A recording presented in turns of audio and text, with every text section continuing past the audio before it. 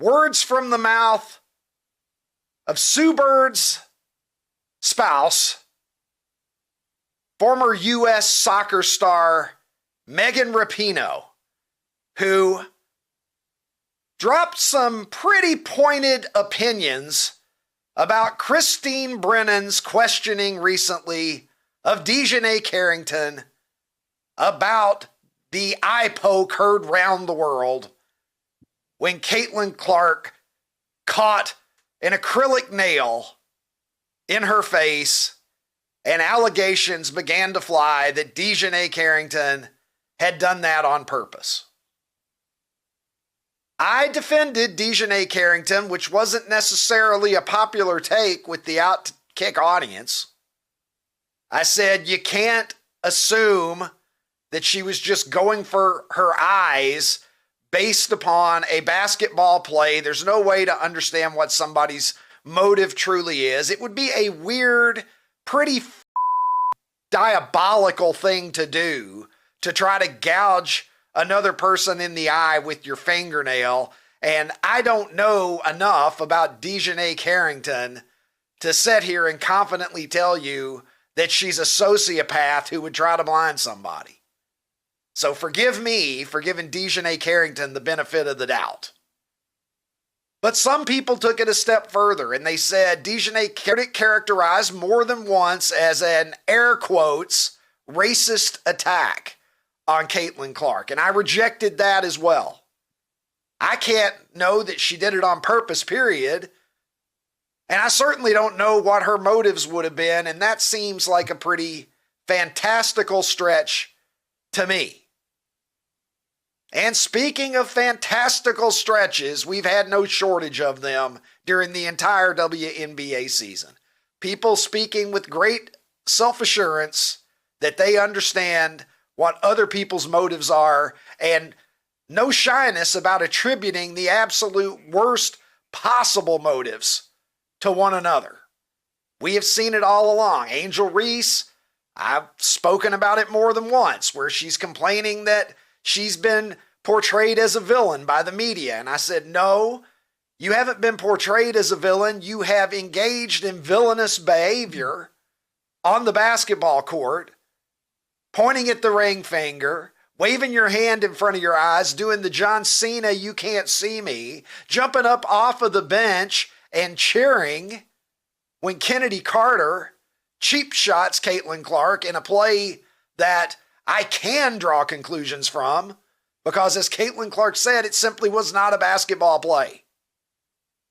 You come up behind somebody, knock them down, and then Angel Reese immediately up off the bench, clapping her hands and cheering for that, and then she wonders why she's a villain. Come on.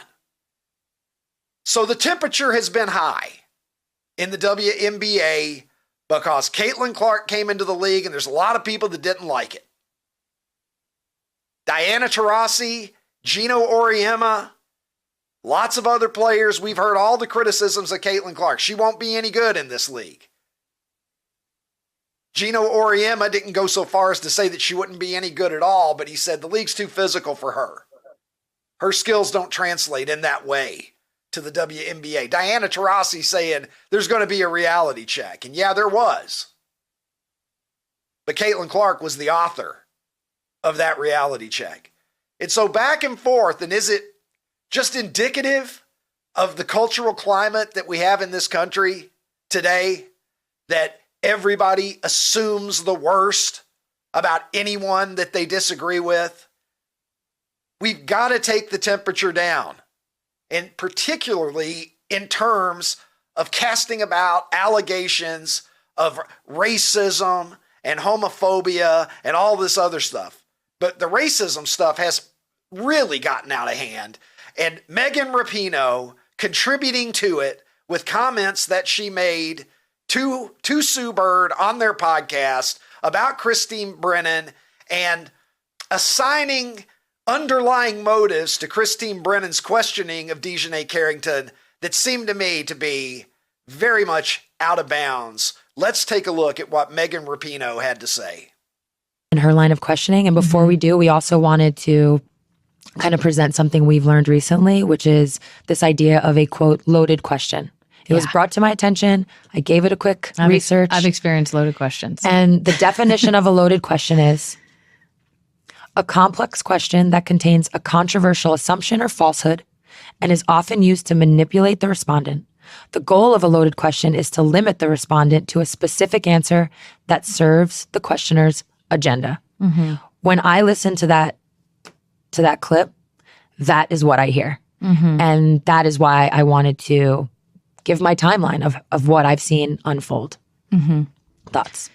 Yeah, I saw that line of questioning. We actually talked about this, and we were, because we analyze everything to the death, obviously, and get into these conversations because it's what we love to do, and we love sports so much, and we love our women's sports. But we were like, where did it, obviously hearing it initially, my visceral reaction was like, that's not good. That doesn't feel good. That feels racist, to be honest. That feels like you're putting Dejanay in an impossible situation to your definition of loaded. It feels racist, she says. For those of you who need a refresher, Christine Brennan of USA Today asked Dejanay Carrington, did you poke Caitlin Clark in the eyes on purpose? Dejanay Carrington said, no, basically, that's ridiculous. Why would I do that? I'm not that kind of player. Christine Brennan follows up and says, well, it seemed that later you were laughing with a teammate. Were you laughing about it? And Dejanay Carrington said, I didn't even realize that I'd done it. How could I be laughing about something that I didn't realize that I'd done? End of interaction. Where's the racism in that? I don't know. Is Megan Rapinoe the racism whisperer? Where are you getting racism from that? I said on this program that you could characterize the question as assholish. Sue Bird said it was a loaded question. You could certainly make the argument that it was a loaded question. Rapinoe said the question didn't feel right. And I get what she means by the question didn't feel right, because it was one of those things where she just walked right up to her and asked her a question that, to be honest, if I were Dejanay Carrington, I would have considered the question to be insulting. I would have. And I think Dejanay Carrington did consider the question to be insulting, and she handled it, I thought, pretty professionally, quite honestly. Is it a question that I would have asked? No, because what do you expect Dejanay Carrington to say? I guess that's the loaded question element of this that Sue Bird was referencing. What do you expect her to say? Yeah, I gouged her in the eye, and my only regret is that I didn't pull out her iris. Do you think she's going to say that? Do you think she's going to say, yeah, I did. I wanted to put an acrylic nail about an inch deep into her cranium. That's what I was trying to do, Christine. So I think the question probably was a bit unfair. But did she have the right to ask it? Yes, she had the right to ask it. That's my subjective opinion. I don't think the question is so far out of bounds that we should consider it to be the most offensive thing that's ever happened. But much more importantly than that, I think it's ridiculous to inject race into it. You're really digging at that point to find the narrative that you want to push when you bring race into an issue of, did the finger that went in the other player's eye go there on purpose or not? Is it kind of a dickhead question? I thought so, to be honest with you. Do I think that there's anything about it that is racist? I'm not seeing it. I think that you're really digging if you want to inject race into something like that. And I think both sides need to tone down the racial rhetoric. And so let me bring in cooler heads, or at least one cooler head from Nashville, Tennessee. I'm speaking, of course, of the international streaming star, Ronnie T-Shirts. And Ronnie, I know you can't get enough WNBA soap opera drama, but now Megan Rapinoe is interjecting herself into this. What do you make of it? Well, first, let me address Megan Rapinoe. Like, she's just a rash that won't go away. I quit watching the women's national team for a long time while she was on it because I just felt like she infected every player on there. And I think the players were afraid to be themselves because as soon as she was gone, I was watching some of the games and the joy that the girls played with and how much they loved our country was so obvious after Rapinoe was gone. So yeah, I don't even want to talk about her. But I will say, Ricky, I disagree with you on Christine Brennan's question being dickish, or she shouldn't have answered it because it was something that was out there that everybody was talking about. And so she asked the question, and it was a great opportunity for Carrington to, on the record, say, no, I didn't do it. And that's all that happened. So I mean, Christine Brennan's a reporter, and I actually don't like Christine Brennan because I think she's ridiculously woke. But I do think she had every right in the world, given the fact that this was something that was being talked about on a million different platforms in a million different places. She actually had an opportunity to go up to Carrington and say, hey, did you do this? And Carrington then had an opportunity to handle it exactly like she did, which I thought she handled it. You know, whether she meant what her answer or not, she had an opportunity and she did a good job of doing it. So I do disagree with you. I don't think it was a dickish question. I think it was a fine question based on what was going on at the moment. It was just so blunt. Look, I don't disagree with you. I think there's room here to see it either way. I certainly stand with Christine Brennan's right to ask it. I don't think that it was a question that was beyond the pale. I don't think it's a question that I would have asked because what is she going to say? What is she supposed to say? Now, again, as you said, Ron, it is an opportunity for Dejanay Carrington to look at the world and say, no, I didn't do that. Why would I do that? And, you know, I came away from the question, whether you want to characterize it as dickish or not dickish at all, I came away from that with a little more favorable impression of Dejanay Carrington because I got to hear her speak about it. So I can see both ways on it, but what I can't see is bringing race into it whatsoever, because I don't understand what the racial element of that question possibly could have been and how somebody could so easily infer it as to put that word out there with Christine Brennan's name, which I think is an incredibly unfair thing to do.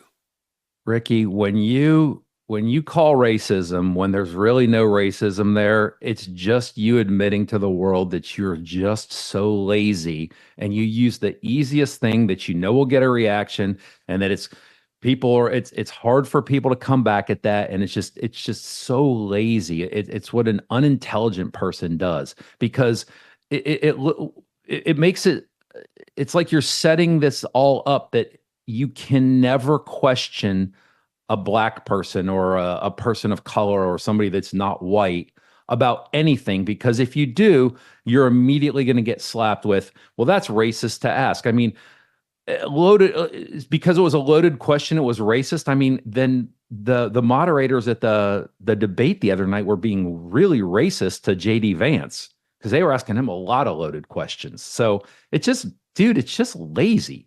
Like, I don't know what else to say, but calling racism when racism doesn't exist is just lazy. It's just so lazy, Ricky.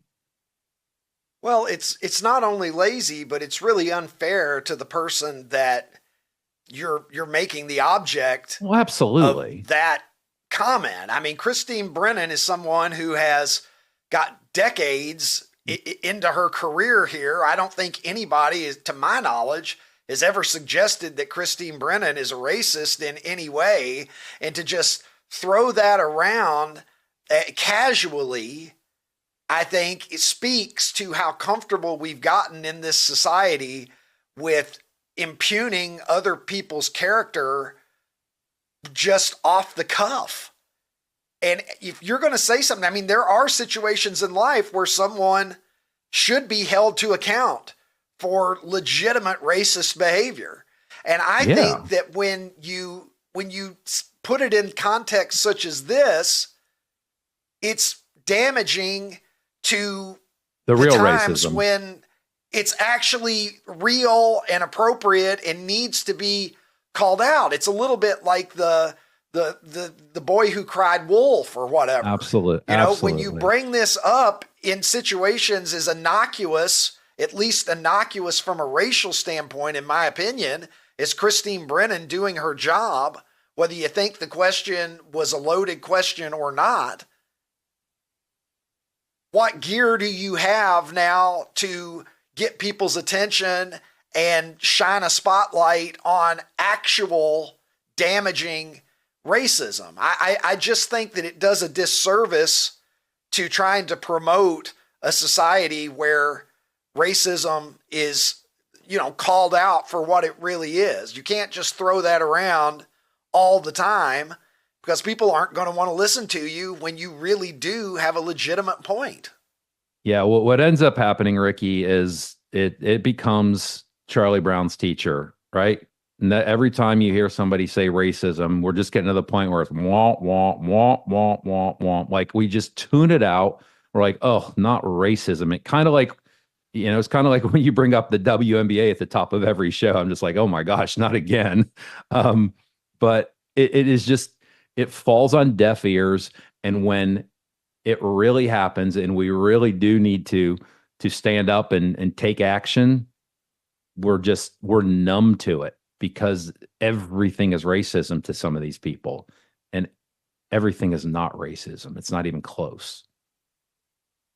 Yeah, well, in this case, I think it's a strained thing to try to bring race into that question, because, I'm sure Rapinoe would be like, well, if the roles were reversed, would the same question have been asked of Caitlin Clark and whatever? But, we're getting into hypotheticals at that point that you can't defend. So in any event, Christine Brennan, I'm not a huge fan of Christine Brennan either. No, she's not racist, though. She's far from racist. No, there's no reason whatsoever to believe that Christine Brennan is racist unless there's something out there that I have missed. The sweetest swing in baseball history. I'm talking about the 6-time All-Star, the Thrill himself, Will Clark, joins me on the program. Will, how are you this morning, my friend? I'm doing great, Ricky. Thanks for having me. Man, pleasure to have you on. Love the Deuces Wild podcast that you do with Eric Burns. First and foremost, you guys go inside baseball, and to hear the stories that you tell and to be able to get inside your brain. Eric's brain is kind of a scary place to be inside of, but being inside of your brain is pretty insightful. So I love it. I watch you guys, and it's outstanding. How much fun has that been for you?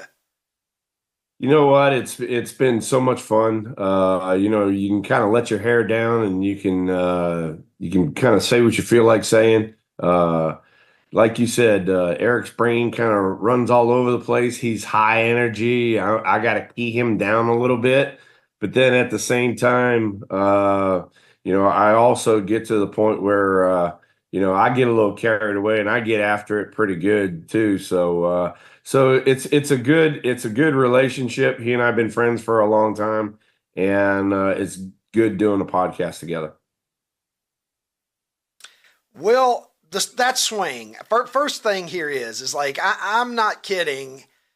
Obviously, if you don't have the sweetest swing that I've ever seen, you're on the Mount Rushmore of sweetest swings. You and Griffey Jr. Ken Griffey Jr. might argue, but he's one of the few people there's ever been that could make an argument. They called you the Natural. You came up not that long after that movie had come out, and you picked up that nickname, and you deserved it. Was that swing just always there? Was it natural? Were you born into the world and you came out of your mother's uterus and then you just picked up a baseball bat and it was fucking perfect? How did you develop that? It's like butter, this swing. I appreciate the compliment there, Ricky, but it wasn't that way. It it was definitely a lot of hard work. I actually had a big swing change when I was in high school. I was one of those guys that stood right on top of the plate and like bailed and wailed. And I got with a guy, his name was Barry Butera, and he backed me off the plate and he closed me up a little bit and got me going more towards the pitcher and more towards the center of the field. And then when that happened, I was able to go to left field just as well as I could go to right field. And, that was the big, huge swing change. And then after that, it was a little tweaking here and tweaking there. I was fortunate enough to have Dusty Baker as my hitting instructor for 5 years before he became my manager. And so Dusty and I had two peas in a pod, and the swing just evolved, I guess you wanted to say. But, I wanted it to be really quick, really short to the ball, and kind of long after that to keep the momentum going.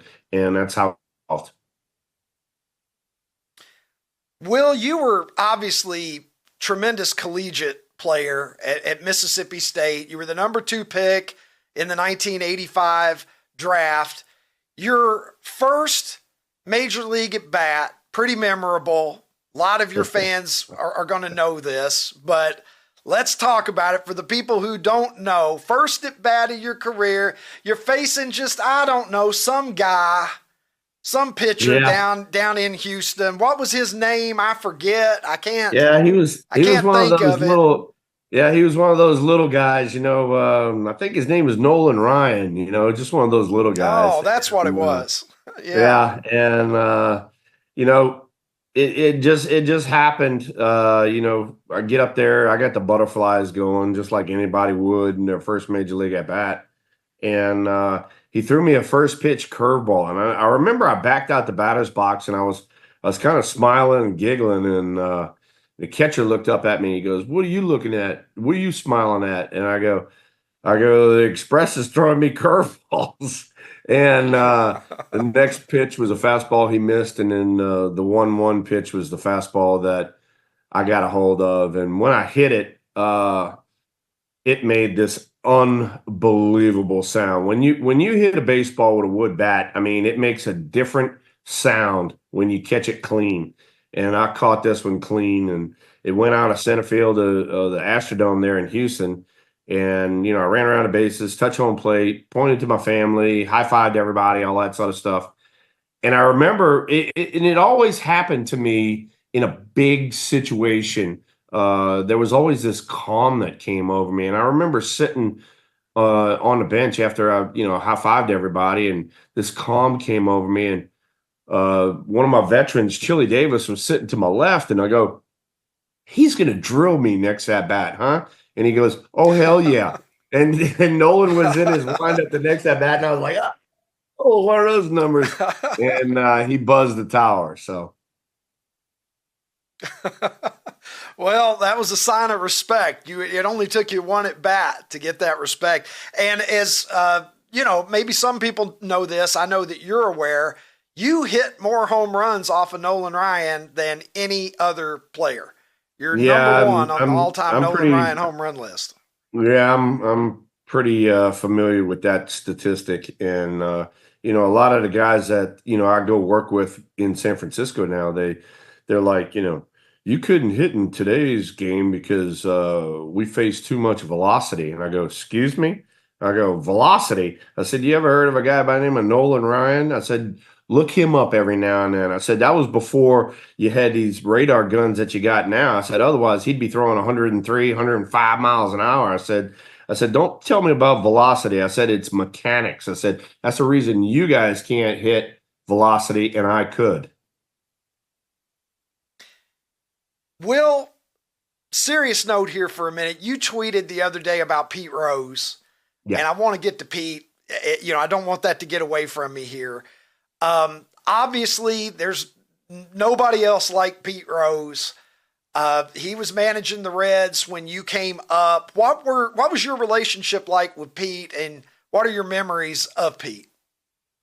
You know what? I thoroughly respected Pete Rose.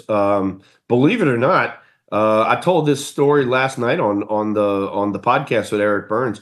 Pete Rose, when I was a rookie, he sent a limo over to pick me up to go out to dinner, and he wanted to talk about Barry Larkin and whether Barry Larkin would be able to be a major leaguer. And I told him, yeah, without a shadow of a doubt, Barry Larkin would be a major leaguer. And sure enough, Pete winds up calling him up because Pete was player manager back then. And, he wound up calling him up a little bit later, and, the rest is history. Barry's a Hall of Famer now.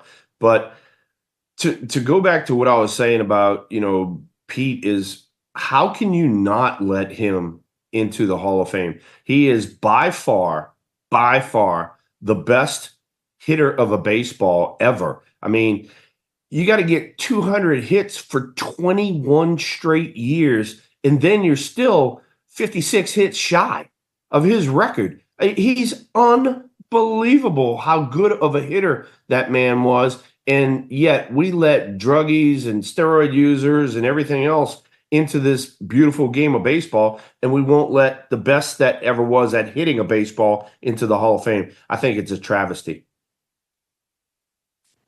I agree with you completely.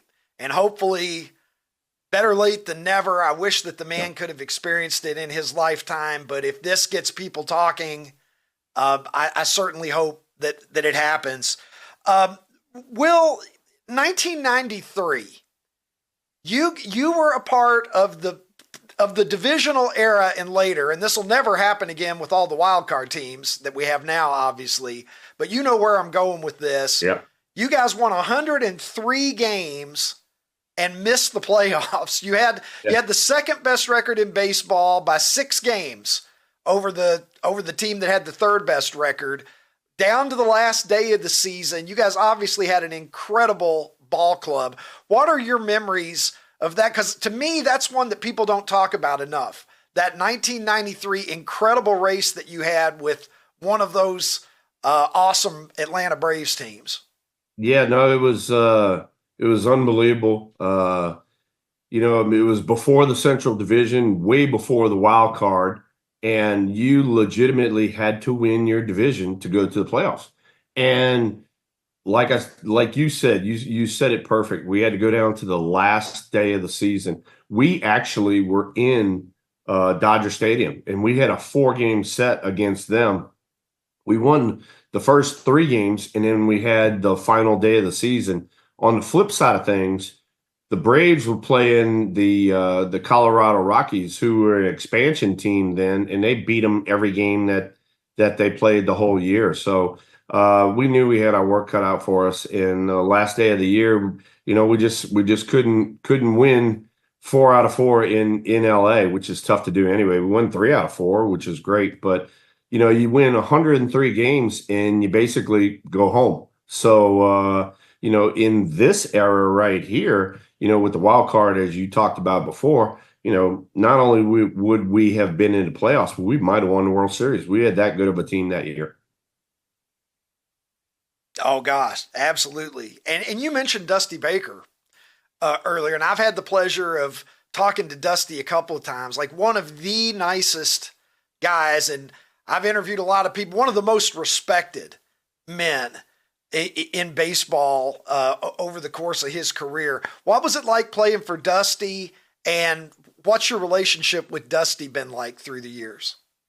But like we said, Dusty and I, we're tight. I mean, he was my hitting guru for 5 years before he became my manager. And, then that was his rookie year as a manager. And, he trusted me with everything in the clubhouse. So till this day, Dusty and I are like tight. We're like 2 peas in a pod. Every time I see him, we talk very frankly. We talk, whatever's on his mind, whatever's on my mind. And we're just true friends. He is unbelievably knowledgeable on the game of baseball. And, I'm sorry that, he had to, resign from Houston. But the reason he did it was because of the stat nerds. They kept, trying to force his hand instead of letting a guy with that much experience, run the team. They wanted to run the team. So, hey, look, that's where they are now. They went back home yesterday because they don't have the leadership of Dusty Baker. The great Hall of Fame running back, the MVP of Super Bowl 17. He is the Diesel. The great John Riggins joins the show. John, how are you this morning? I'm fine, Ricky. Thanks for having me on. By the way, let me start out by saying I did a little research on you. You're a former college professor, and I have to, and in sociology, yes, if I'm not mistaken, and recalls yes, my sir. day at KU. I think my sophomore year in Fraser Hall, I had sociology 1. I think the only bright spot of that was that the teacher gave me a test before the test happened, so I was able to look it over. But that was the only time he did it. But what I really wanted to say was, not unlike the military, thank you for your service. It dawned on me just the other day, knowing I was going to come on the show with you and knowing that you were a professor, that our teachers and the military, to me, is really the hierarchy, is the highest you can go in culture and or in the American way of life. And so I want to say thank you for your service, because you guys, that our teachers and our military is what makes the country great, in my opinion. But anyway, go ahead. It's your show. Well, John, that's very kind of you. Very kind of you. And I appreciate that very much. I'm going to ask you a little something now, I guess, about your educational background. You majored in journalism at Yes, Kansas. I did. And I was going to ask you, what did you learn when you went in, particularly when you went to New York in 1971 and saw how the media worked in the media capital of America on a regular basis?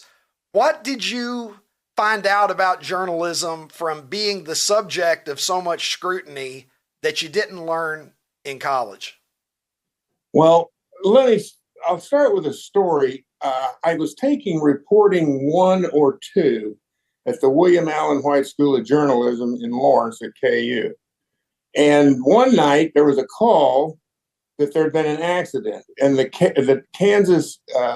Kansas Daily newspaper, which was a student newspaper, and obviously you'd write articles that would be in there. I actually went to the accident, followed it all the way to the hospital, found out who the victim was, went downtown and to the police station, and happened to look on the clipboard where they had what was going on. Don't ask me how this all happened. It must have been, supposed to. It was in the works, that somebody was intervening for me. So I get the name and I go back, and so we've got a scoop. The paper has the University Daily Kansas has the scoop, and of course, my reporting teacher, he calls me out in class and says, "Listen, this is what reporting's all about." And he was, he's talking about me going down, getting these details, and getting a scoop on the local paper there. Needless to say, I was never seen again in class, and I think I got a B. But it was, to me, I said, after that, there's no way I can't get a decent grade. But let me get back to your question. I tell you what I found interesting, because they always say the New York press, that that's a tough place to be in. I never, even with the mohawk and the long hair, the afro and all that, I always found the New York press really, I never had a problem with it at all. And, it is what it is. But when I came to Washington, you talk about, a bunch of, bloodsuckers down here. They were, and there's a reason for that. And that was because George Allen was the coach down here at the time, and he did not treat the press with any kind of respect whatsoever. It was like, they were like something he'd stepped in on his morning walk. So the press had it out for him. And when they signed me, and, there's a long story here. But anyway, my point to you is the New York press, I'll take them every day. The Washington press, I got no time for. Now, having said that, I probably just have fried my own eggs here, but it is what it is. Well, look, I got to ask you this. You are one of the great individuals. I think that is one of the reasons that people are drawn to you and find you to be such an interesting figure, is that you seem like you've always been true to who you are, people would say, well, John Riggins marches to the beat of his own drummer or whatever. They played up the colorful stuff, the mohawk, the thing, loosen up Sandy baby, and, all those things, obviously, that the media loved. But as I've followed you through the years, you're an intellectual. You are a guy who has a lot of nuanced thoughts on a wide variety of subjects. Did you feel like the media sort of limited you or made you sort of a caricature in a certain kind of way that didn't fully encapsulate who you are as a person? No, I don't think so. I think that, Riggo basically is a character. And when I say that, it's me, but, when you put it through you filter it through the newspaper, it becomes, a character. And so it's kind of hard to discern, but based on what you're saying, it's all true. I mean, I, at an early age in the NFL, kind of figured out what the deal was. I was ignorant. And besides, when I left Kansas, I mean, I had no idea, as a first round draft pick, number 6 overall, actually, I didn't know if I'd even make the team. I had zero confidence. It's just the way it was, the way I'm wrapped. But once I realized, which is after my second year in the league, that I had the bona fides to play at this level. In fact, there was nobody in the league at that time that had any more talent than I did, and that includes pick a running back. And when I realized that, then I kind of became my own worst enemy in the sense that I was, basically the smartest guy in the room. But what it did give me was a confidence to follow myself and believe in myself. And so I have been somewhat of a contrarian most of my life because I look at a lot of things in society and I go, you got to be kidding me. This makes no sense at all. And I can't, right off the top of my head right now, I don't have an example for you. But so many times you look at, different things, and we all have a tendency to go along, with the status quo. And every once in a while, not that I was that guy, what do you call it, going to change anything that was going on. But in my own mind, I had to follow what I thought was right as opposed to what everybody was telling me was right. And that was particularly true when it came to being a running back, because I realized I never had a coach. And this is no disparaging a comment about any of the coaches, but none of them had played running back. So it's not unlike when architects draw up plans and then the builder comes in and starts putting it together. Well, the guys that actually construct the stuff will look at the plans and go, this ain't going to work, because this is what I do for a living. I put this stuff together, and I can tell the architect, great, oh, it looks beautiful on paper, but it's not possible to do this. It's going to leak. It's going to do whatever. And that's kind of when it come to being a running back. It was like, what was there for me to learn in a meeting room about running a football? The only thing I had to know was where to be and at what time to be there to take the handoff, and the rest of it was on me. So from that standpoint, that was my career trajectory, you might say, that I realized it was all on me. That nobody was going to say, sometimes they say, well, why didn't you, you missed this hole. I'm going, well, if we're going to do that, we're going to be here all day talking about all the holes I ran past. But for me, it was just really kind of listening to my inner self and following that. Because at the end of the day, you look in the mirror and, who are you responsible to? Everybody who was telling you how to do it, or yourself, or you thought this is the way it was supposed to be?